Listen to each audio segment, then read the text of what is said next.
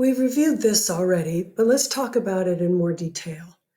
Alveolar gas exchange, the place where oxygen actually has the opportunity to enter your blood is at the alveoli, these microscopically small air sacs that are deep in your lungs, and the capillaries of the alveolus. That's actually where it happens.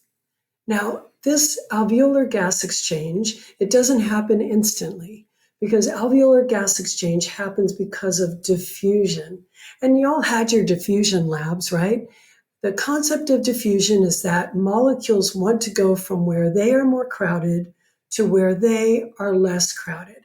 We're going to be talking about that even more, probably on the next video.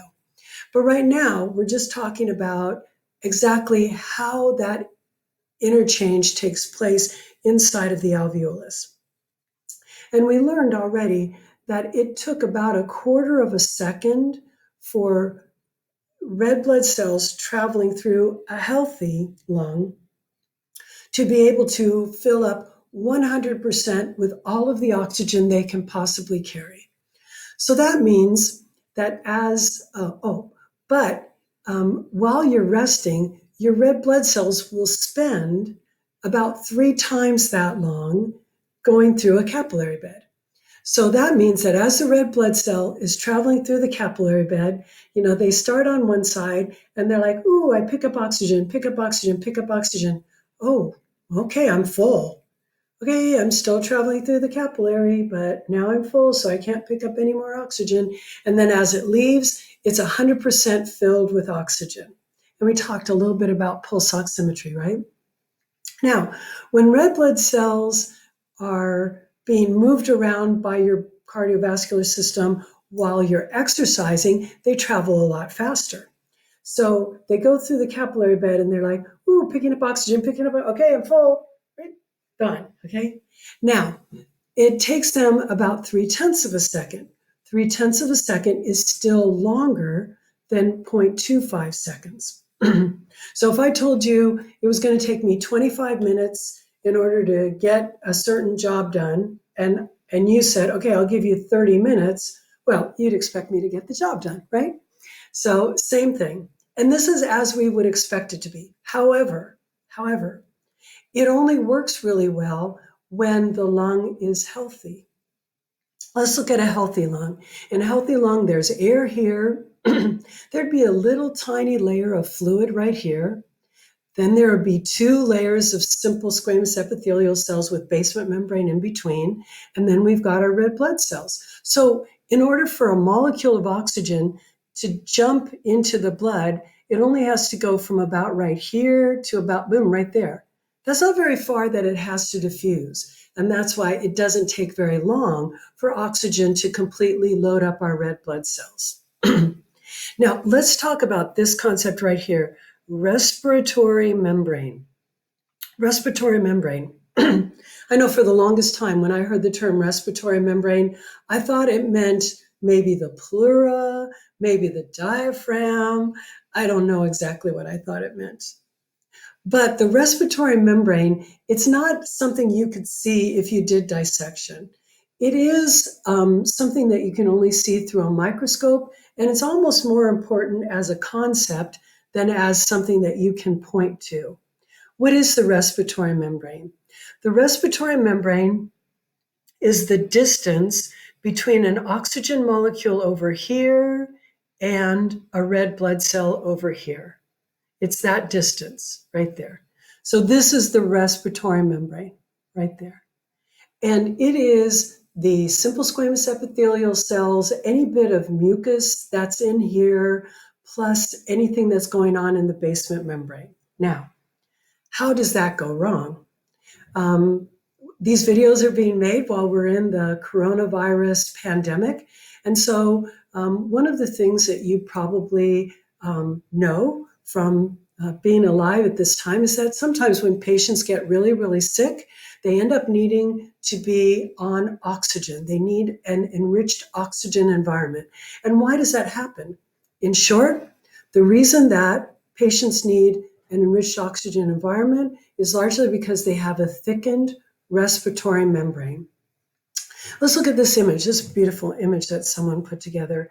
And you can see that normally the respiratory membrane is that thick. A simple squamous epithelial cell, a little tiny bit of mucus on the inside of the alveolus, a little bit of this basement membrane and interstitium, another simple squamous. So an oxygen molecule only has to diffuse that far to get from there to there, and the rate of diffusion is going to be powered by the concentration of oxygen. So oxygen hops into the red blood cells. What happens when someone's got a viral pneumonia? Lots of cells are being destroyed. That makes this barrier leakier. When this barrier is leakier, there's lots of fluid in there. If there's a bacterial pneumonia going on, there's actually pus in there. And then this area here, the immune system is trying to fight off this infection. And so it gets thicker, both with swelling, which is liquid, but also with more cells that are trying to fight off this infection. So now for a molecule of oxygen to go from here to there, that is much more than twice as far that it has to diffuse.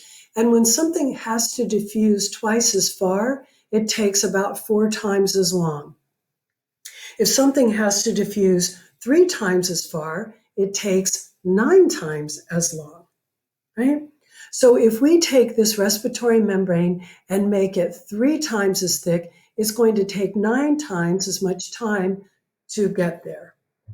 So let's go back from healthy.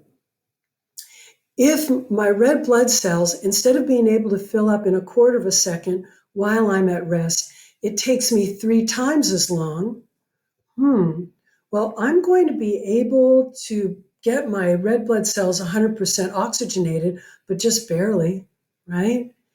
If the respiratory membrane was twice as thick, it would take me 4 times as long. And then to fill up 100% with oxygen, it would take me a full second. Well, guess what? My red blood cells are not spending a full second in the capillary bed. And that means that red blood cells travel through the capillary bed and they will come out of the capillary bed not 100% saturated. And then the patient's pulse oximetry readings will go down. They'll go down to 90% or 80%. And then the patient is in trouble and needs to be given oxygen to breathe. Let's look at the nerdy details of that. This area right here, this green layer and yellow layer, they make up the respiratory membrane. Pardon me. The respiratory membrane is going to be the distance between the air and the blood going by. And right now we've got these 2 layers, right? So this is how fast it would take a quarter of a second. It'll just diffuse right through. But if we make that respiratory membrane more than twice as thick, then it's going to take more than 4 times as long to get from there to there. It has to diffuse farther, so it's going to diffuse more slowly. How can we speed up the rate of diffusion?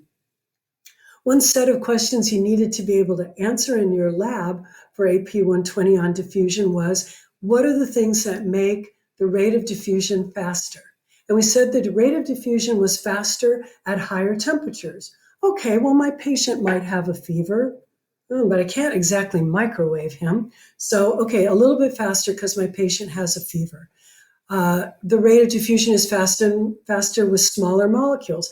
I can't change the size of oxygen. Oxygen just is what it is. What can I change? I can change the concentration gradient, right?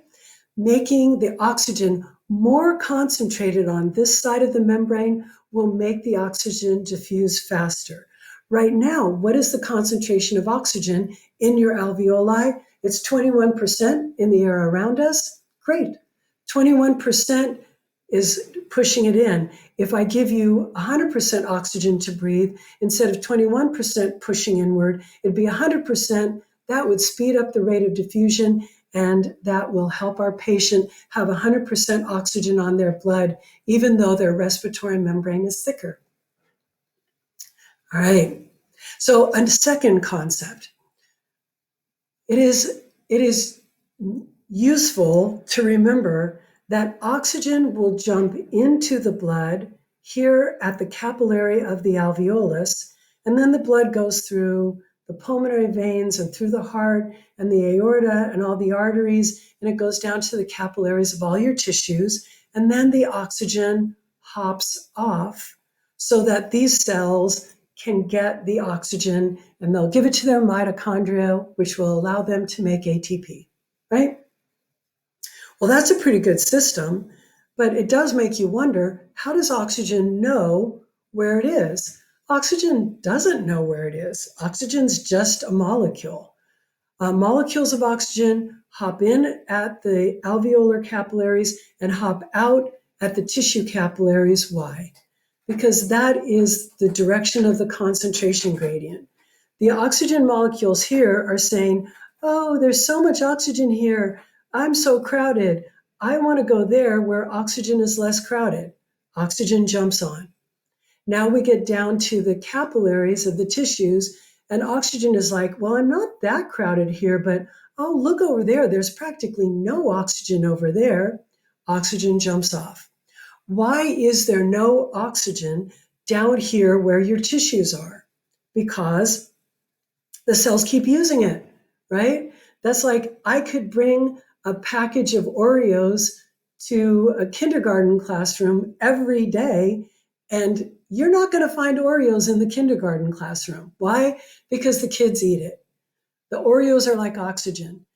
We keep delivering oxygen and delivering oxygen and delivering oxygen here at the capillaries of the tissues, but the oxygen keeps going away because the cells are going to use it. And by the way, what happens when those cells use up the oxygen? They make carbon dioxide. Carbon dioxide is CO2 in its molecular formula. So oxygen jumps on here, oxygen jumps off here. Simultaneously, the carbon dioxide that's getting made here, it jumps on here at the tissues, and the carbon dioxide jumps off there at the alveolus. They're going past each other, right? Right here in the alveolus, oxygen goes in the blood, CO2 goes out. And then when you exhale carbon dioxide. And the opposite happens down here. All right?